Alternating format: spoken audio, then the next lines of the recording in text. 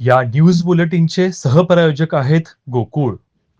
आज अर्ज माघारीचा अंतिम दिवस आणि चिन्ह वाटप प्रक्रिया पार पडल्याने सर्वच निवडणूक कार्यालयांमध्ये तुलनेने शांततेचा माहोल पाहायला मिळाला.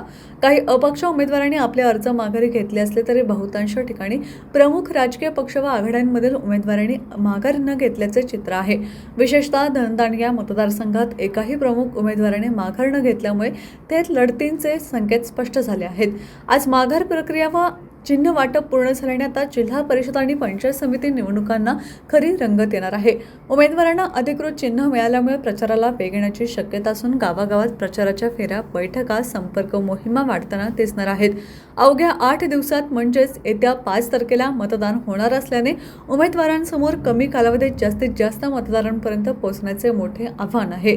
विजय आपल्या बाजूने खेचून आणण्यासाठी उमेदवारांकडून जोरदार कसरत सुरू झाली आहे.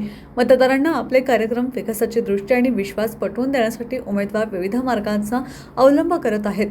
कमी वेळ, वाढती स्पर्धा आणि थेट लढती यामुळे ही निवडणूक चुरशीची ठरण्याची चिन्हे आहेत.